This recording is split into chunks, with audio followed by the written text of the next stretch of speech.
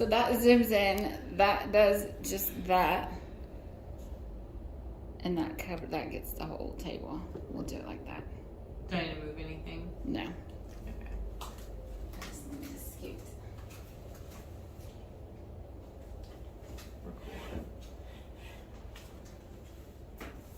So we still Yeah, I know. We're gonna be like, what are we talking about? What do we do? Mortgage types and qualification criteria. I'm just kidding. But do you want to actually like go through all of them though? Well, we don't have to go through all of them. Just, I mean, what are some of the things that people ask you, like when they come and they try to get qualified? Like, what are the main questions?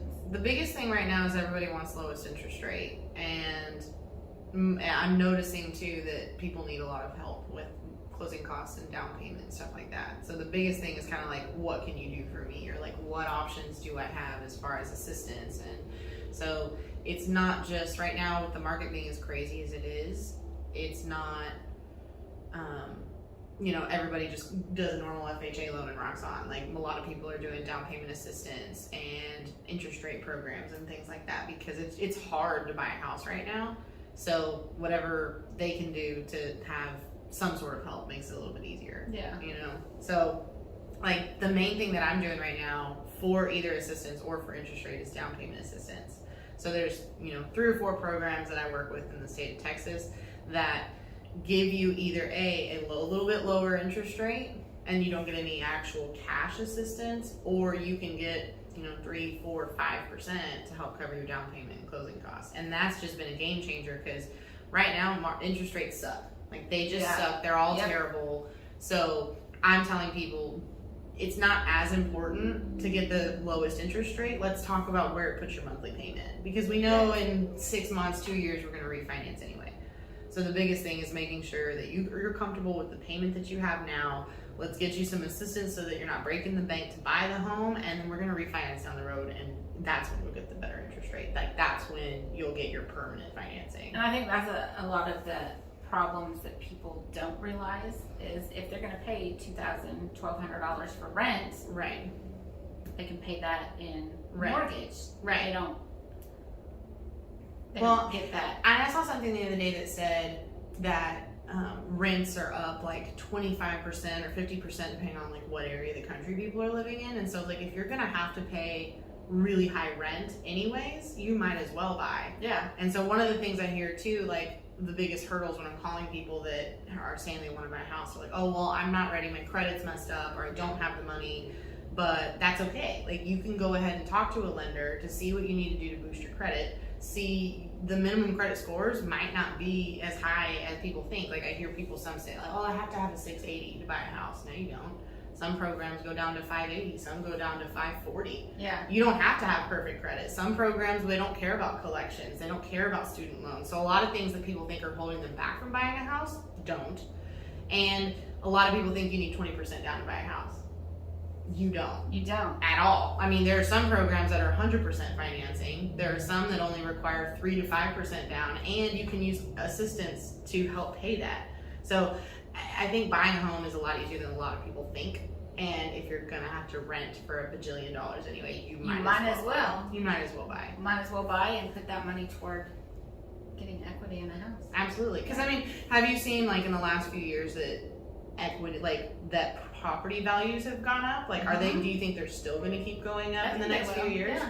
So if you buy now at a house that's $250,000 and you own it, in a couple years you need to sell it. You maybe can sell it for $300 or $325. Like, there's nothing else that you can invest your money in that's going to give you that kind of return on your investment. Exactly. So it's, even though interest rates are high and people don't have the money, it's still a good time to buy a home, because it's the best investment.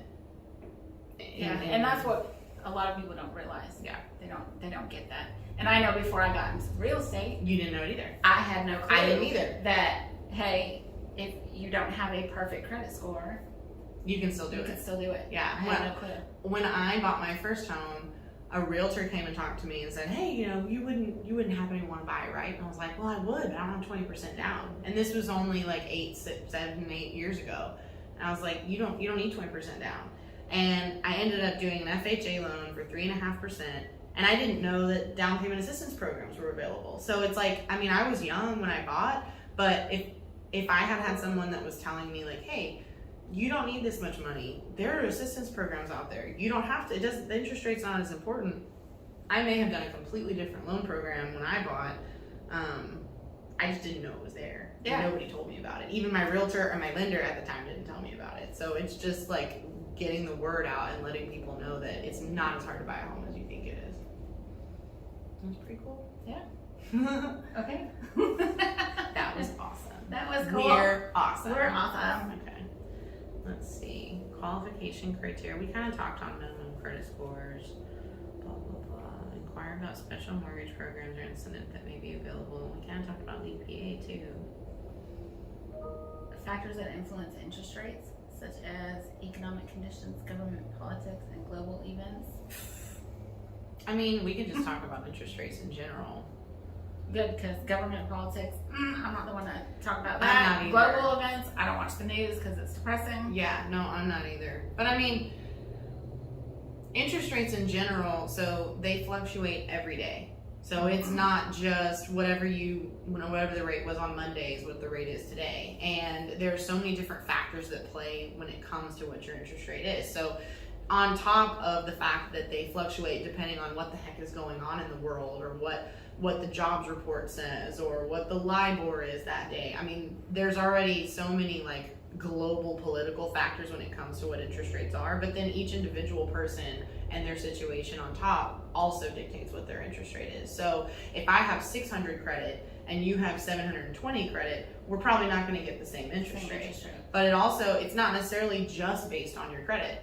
It's also based on the type of loan that you're doing, what your debt to income ratio is. If you're buying like a manufactured home or a stick built home, that can play a factor, or a condo or a townhome. So there's lots of things that play into determining what your interest rate is.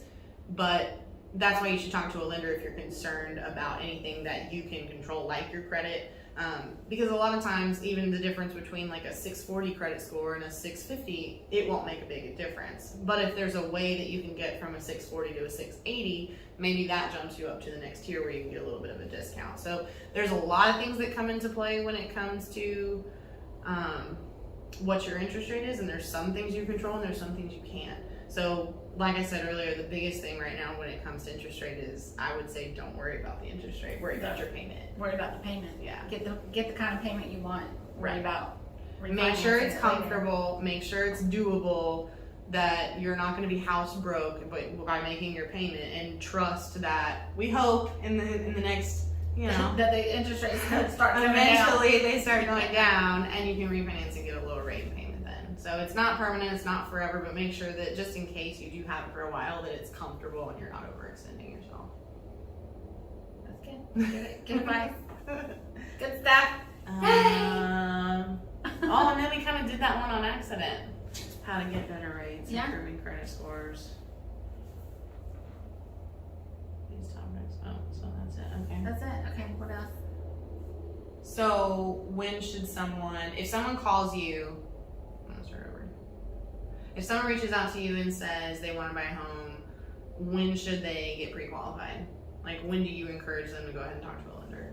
As soon as they say they want to buy a home. Even if they say they're like 6 months out. Yeah, I said, well, I let them know that we have a team of lenders that can help them and can figure out the right program for them. And if they need to improve on their credit, they will give them tips on things that they can do to improve on their credit. Yeah. So that they can get to the point where. Right. I agree. They're ready. I mean, I hear some people will call me and they'll say, oh, well, I just wanted to get some information. But I'm not ready yet. And I'll ask them why. And sometimes it's, well, I'm not PCSing there until September, or, well, I'm waiting for a few things to get paid off on my credit first, and then, or I'm waiting for a job offer, I'm waiting to graduate, and it's 6 months to a year. It's gonna take some time before I'm actually ready to look. But I still advise they go ahead and do it as quickly as possible, because like you said, if there is something that they need to work on their credit, or They got the time to do that. Exactly. Because that would be the worst, is if they decided to wait, you go show them some houses, they fall in love, and they're like, oh my gosh, I need to do it. Yeah. But they're 20 points shy on their credit score to be qualified. Yeah. Then by the time that they take the month or two to do what they need to do, that house is gone. Yeah. somebody else has already got it. Yeah. So as soon as they show interest that they are interested in buying, whether it's now or 6 months, a year down the road, I try to get them in touch with a lender so that they can check out what they need to do. The sooner the better. Yeah. Yeah, I agree. What else can we talk about? Special mortgage programs. What do you want to know about? Oh, I don't know. So, how does the buy down? Like a 2-1 buy down? Yeah, how does all that stuff work? Okay, so if a buyer does want to have a lower interest rate, but they don't have the funds for it, a 2-1 buy down basically means that the seller at closing will help purchase their interest rate buy down temporarily.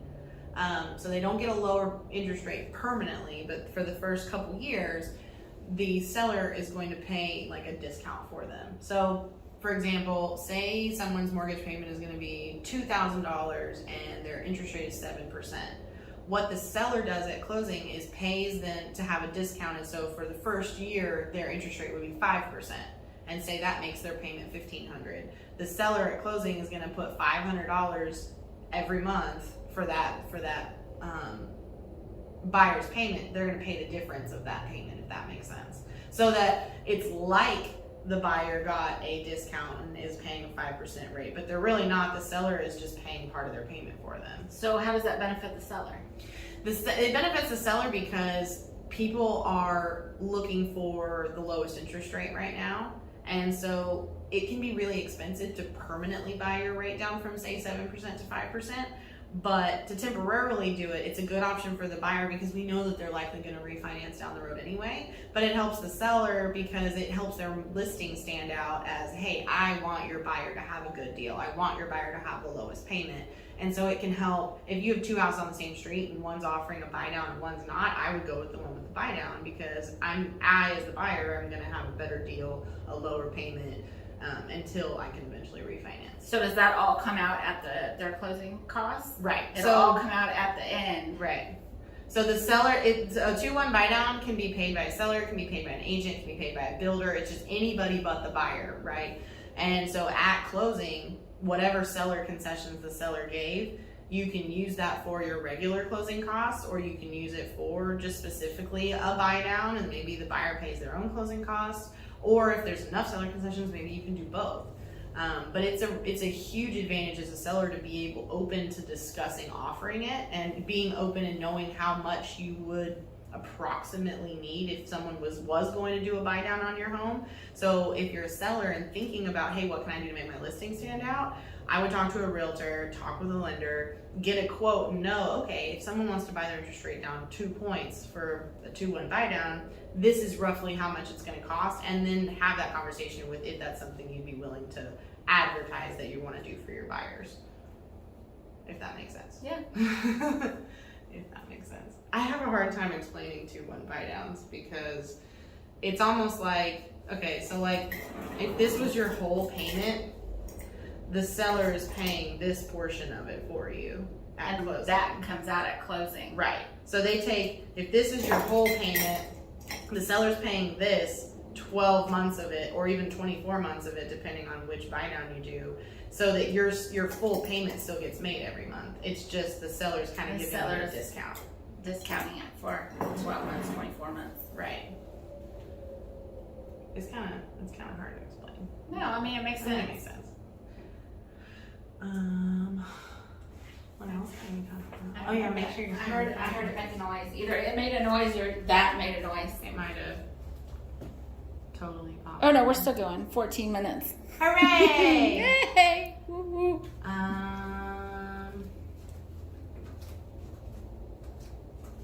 I can talk about my little scenario thing.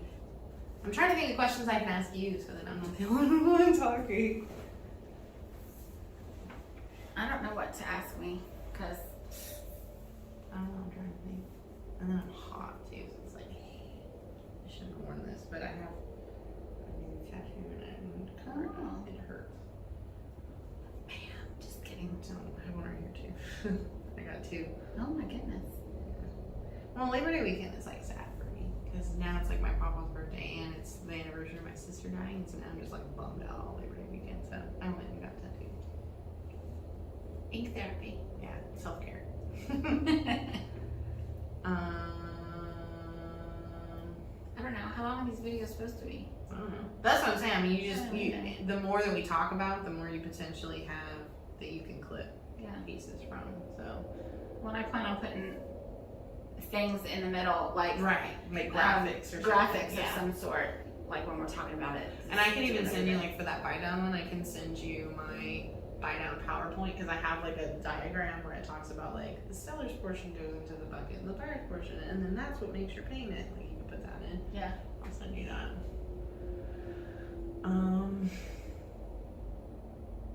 Well, we could talk about how buyers right now seem to be obsessed with doing whatever they can do to get the lowest interest rate, right? Because rates are so high, they're not going down anytime soon, and so everyone that calls me is like, well, what can I do? Can I buy my rate down? And right now, I'm actually like advising that people look at your options, consider your situation, and a lot of times it's not a good option. So like, I had a buyer not that long ago who was looking at, an 8.25% interest rate, a $3,000 payment, but she was using DPA, down payment assistance, and she wasn't bringing any money to the table. So she wanted to look at all her options and, okay, maybe if I don't use this down payment assistance program, right, like, will I get a cheaper interest rate? Even if I have to bring some money, it's okay. I said, okay, let's look at the options. So I looked at an option that would lower her interest rate from 8.25 to 7.875. She had to bring $10,000 to closing now, where before she was bringing nothing, and it only lowered her payment from $3,000 to $2,875. So for $10,000, she's essentially lowering her payment, $125, $150. It's not worth it. Even worth it. No, Yeah. in that scenario, the $10,000 that she would spend to buy down her interest rate, it would take her over 5 years to recoup that money. And we're gonna hope that interest rates get better between now and 5 years. And so as soon as she does refinance, say 6 months from now, she wasted all that money. All that money for nothing. For $125. Yeah. So it just depends. When people think about buying down their interest rate, if you want to spend a couple $100 on it, if it's not really expensive, it might be worth it. But when you really seriously talk about spending thousands of dollars, make sure that it's actually worth spending, because I can think of a lot of things I could do with $10,000. Oh, yeah, you could. You buy a house, you could refurnish the house. Right. Redo a complete room. Yeah, so $10,000 to me means a lot more in my pocket than for saving $125 a month. That's a good one. That's a good one. That was a good one. Yeah. Good one. I don't know. We're cute. We're so cute. Thank you. We like us. I like my ring light. What else can we talk about? I'm gonna text my mom and ask her what we should talk about. I have no idea. What should we talk about? That's the big thing, though. Down payment assistance is huge. Interest I'm rates sure are a big lot topic. of people are trying to use the down payment assistance. Yeah. Right now. Well, and like I said, I work with a few different down payment assistance programs, and so I'm kind of seeing two different types of people using them. One, right now, interest rates are just so high in general that some of the down payment assistance programs have a better rate. And so it's like, why would I not use down payment assistance and pay 8%, or I could get 2 or 3% in assistance, lower my closing costs, and get a 7% rate? It's almost like, why wouldn't you use it at that point? So Yeah. I have some people that don't necessarily need the money, like they have their own down payment, they have their own closing costs, but are using it just because the rates are better. And then I have people that are like, okay, I don't care what the interest rate is, but if you say I can buy a house and bring nothing to closing, or even get all of my earnest money back at closing, sign me up. Yeah. So the assistance programs are really cool because they're helping people get a more affordable mortgage, and they're helping people keep money in their pocket at the same time. But like literally half of my loans right now are down payment assistance. And that's good. I mean, that's, why not? yeah. If I, like I said, And I didn't know that those programs yeah, did that. yeah. I had no clue. There's even some that it's called like a no DPA, where it's down payment assistance where you don't actually get any cash assistance. They just use it to buy down your rate. So like some of those programs today, as of September 6th, are like 6 3/4, so 6.75, which is awesome. Yeah. So you don't actually get assistance, but you get a really You killer get a rate, and you're not having yeah. to pay thousands of dollars to buy it down. So there's some really cool programs out there. You just have to know to ask for them and find a lender that can do them, because if the programs are available to you, why not? So how would people know what to ask for Yeah. when they go come to a lender? to a Yeah. lender? How, I mean, what would they even? I mean, definitely one of the questions I get a lot is like, what programs are out there available to me that I can use as a first-time home buyer? Because some of the programs are specific to this is your first time buying a home. Or technically a first-time home buyer is somebody that hasn't bought and owned property in the last 3 years. So it may not even necessarily be your first home, but if you've been renting for a while, you could still qualify for first-time home buyer benefits. So definitely check into that. There are other programs that are specific for people that are like community heroes. So firefighters, policemen, teachers, things like that. Military. So get your closing costs covered if you're using your VA loan and you don't have a down payment kind of thing. But in general, even if you don't know the specifics to ask for, just ask what kind of programs are out there that might help me bring less money to closing, or could something help me with my down payment? What loans are out there available to me that don't require a down payment, because there are those too. You know, you don't just have to be military to get 100% financing. USDA is a good option for people that are looking about not buying in city limits and want 100% financing. There are some lenders out there right now that have FHA loans that are doing assistance to cover it. So it's the down payment. So it's kind of like 100% financing. So just be sure to ask. Like, don't settle for the first lender you talk to. The first lender you talk to. There are plenty other options, and some are only available to certain lenders. So check around, shop around. You're not stuck with the first person that pulls your credit, and make sure that you're getting the best deal possible. That's good to know too. Yeah. That all lenders have different programs. Yeah. And are different. Yeah. So like as a consumer, you have a right to be able to shop your mortgage lender. So a lot of people are worried, oh, hey, is this going to be a hard inquiry on my credit whenever they call me? Yes, it is. So anybody who's potentially lending you money is going to do a hard inquiry on your credit. But there are systems set in place so that any mortgage lender that pulls your credit within a 30-day time frame, you'll still see all the individual inquiries, but it'll only affect your credit as if one person pulled it. As if one person pulled it. Right. So that way you're not too. So within that 30, at least within the 30-day period. Yeah. If you've got a client that wants to shop around or wants to know yeah. their options, you could have a different lender pull it every day, as long as it's in that within 30 days from when the first person pulled it. Ask for a loan estimate from every single one of those lenders, and then look at them all and compare apples to apples and see who's going to give you the best credits, who's going to give you the best rate, what's your lowest payment, what options are available to you, and you're not limiting yourself just to talking to one person and being stuck with whatever they decided to offer you. That's good to know too, because I bet a lot of people don't realize that either. They think every time they go to a different lender, they're going to get that hard. Well, and I think a lot comes from like when you're financing a car, because when you go finance a car at a dealership, they send your credit to like everybody 15, 20 different months people. later. You're getting somebody is running your credit. Right. Yes. So whenever you do that at a dealership, fun fact, you have the same thing applies. It's just a 7-day window.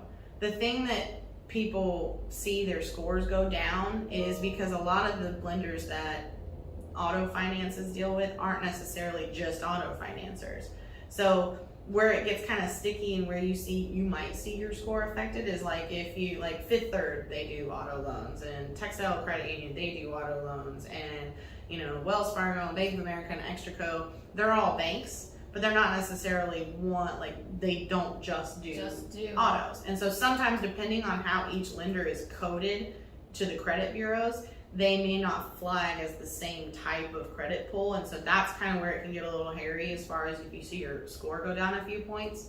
But everybody's kind of jaded from seeing that. When you go buy a car, my score tanked 50 points. It shouldn't, but it's not the same for mortgages, because the systems that mortgage lenders use to pull credit are coded as mortgage lenders. They're coded as mortgage inquiries, and so that prevents you from, you may see your score go down a couple of points, But unless you've literally had like 30 people pull your credit in the last like 6 months randomly, like a credit card and a bank and a checking account and auto loan, you shouldn't see your score affected by people pulling it for a mortgage. Well, that's good to know. Yeah.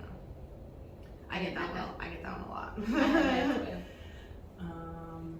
Well, I mean, because people call me like it's the same thing as I'm not going to be there for 6 months, so I don't want to pull my credit. And it's like it's not going to hurt your score to pull it and go ahead and look at it. And even if I pull it again in 6 months, don't go crazy. Don't apply for a billion credit cards between now and then, and you're going to be completely fine.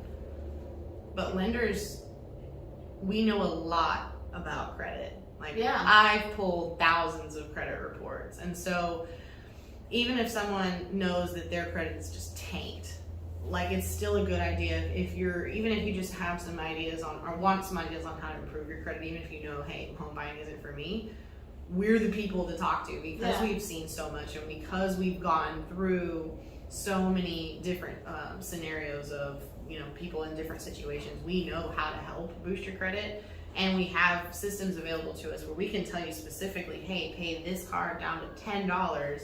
And once that reports, it'll get you about this many points. I mean, it can get very specific with exactly what you need to do, the time frame it's going to take to get it done, and where your score will be when it's over. So it's really cool.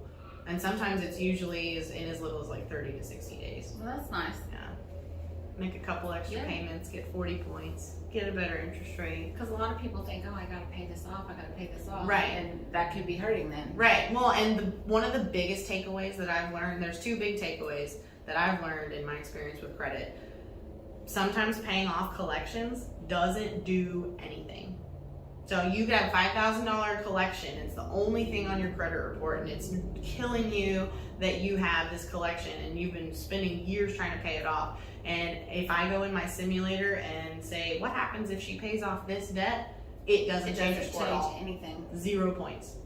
But in the same report, it'll say, hey, well, if she just opened a credit card and used it casually, kept the balance low, kept it paid off, she's going to get a 30, 40 point boost. Which would you rather do? Not that. Would you pay $5,000 or just use a credit card once a month for Yeah. breakfast and get 40 points? Like, I'm keeping the $5,000 in my pocket all day. Medical bills don't count. We don't care about medical bills. When we see them, we delete them, we rock on. And the most common way that I recommend to people to improve their credit is opening a credit card. If you don't have one or you only have one on your credit, you don't have anything else, having extra things, more diverse things on your credit other than just maybe personal loans or auto loans, having revolving credit is a huge factor in improving your score. And so it's the most common thing I recommend to people. And as far as using a credit card to help improve your credit, you don't want to max it out. Mm-hmm. You want to keep it paid off. I hear this all the time, like, oh, I got to keep $10 on it. Someone told me it helps my credit if I keep it. I've heard that too. Don't pay off your credit card. Right. You should pay it off, because if you leave a balance on your credit card, you're paying interest. Even if you only have $10, it's not much, but you're still paying interest by leaving a balance on there. What you don't want to do is pay it off and then close the card, because closing anything on your credit can hurt you. Yeah. But by all means, when you get the bill every month, pay it off in full. If you can't, try to keep the balance under 30% of your limit, just so that it's not, because once you get maxed out, once you've completely exhausted all your funds on your credit card, that's going to hurt you. But if you can keep it paid off, that's ideal. And just make sure that it doesn't close out on its own. So if, say, you had a Victoria's Secret card, but you don't shop there anymore, don't call and close that card. Still use it every now and then for something else, or maybe go and just buy some lip gloss or something at Victoria's Secret to keep it active, because closing it will hurt you. Because you don't have that history. Right. It's no longer reporting that you have this trade line available to you, and so it'll actually hurt you if you close things out. Set a little calendar reminder, like once a month, like go get breakfast on your Chase card. Like, just remember to use it every now and then, even if you only do it like once a quarter, so it doesn't close on its own. But yeah, credit cards are huge. And a lot of people are like, I don't like credit cards. I don't trust myself with credit cards. I feel you. But if you're looking at boosting your credit, it's the best way to do it. It helps. It helps. Yeah, I have credit card debt. Like, do as I say, not as I do. Yeah, I do too. You said don't max it. I have a max one right I now. do too. Well, mine's been so high for so long. Like, the credit card people are like, we raised your limit. And I'm like, no, please don't do that. No, mine don't raise my limit. Mine are like, we decreased your limit. And now you're over. Sorry. Because I'm like, yeah. Whatever. Yeah. I know how to boost credit. I just, it's hard. But that's you say, not as you do. Well, but that's the other thing too. Like, I think a lot of times when people are thinking about buying a home, especially if they have bad credit or they don't have a lot of money, it can be intimidating to start the process, right? Yeah. Because you're coming to someone who's gonna, like, especially as a lender, I'm gonna learn everything about you. I'm gonna get your social, I'm gonna look at your credit, I'm gonna ask about your mama and your ex-husband and your kids and your child support. I'm gonna learn everything about you, right? So it can be really intimidating to start the process and say, I want to buy a home if you know that you're not in the best financial position or you have had some things happen. But you can help. You can help them figure out how to get right. And that's there. But that's the point I was trying to make is like, we're not judgy. You're not judgy. We're not going to sit and tell you like, oh, give up on your dream. You're never going to buy a home. Like, I'm going to applaud you and say, hey, congratulations, you took the first step. This was hard. It's hard to come and let somebody look at your whole financial life and your whole personal life and look at your finances and call your employer. It's a lot.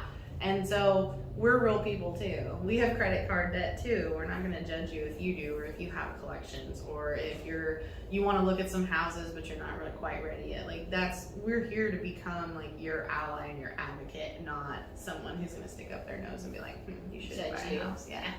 That's not what we're here for. I have the best relationships with clients that are really open about their situations, because then I feel like I'm like, okay, cool. Thank you for telling me, like, putting all your cards on the table.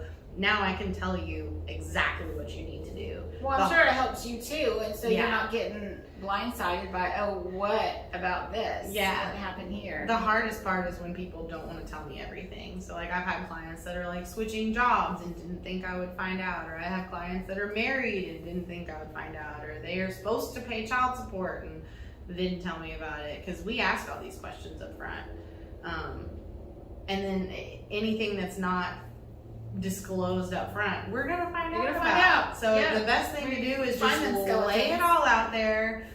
Let's look at what your issues are, and I'm not gonna judge you, so don't be embarrassed. Like, don't, if you have you're paying child support somewhere, that's not a big deal. I just have to make sure that I'm putting it in the application in the right place, because if you don't tell me something, I get you qualified, you get under a contract on a house, you've spent money on inspections and earnest money, option money, and all that. I'll catch it. Right. We're gonna find out through the process. And so I'd rather know about it up front so we can qualify you correctly, and then you're still gonna be able to buy the house, versus if you keep things from the lender, we find out during the process, and then you spent all that money on the earnest money and inspections on nothing, because now you don't qualify anymore. So definitely don't keep things from your lender or your realtor. Be honest, and we're not gonna judge you. We're not gonna make you feel bad.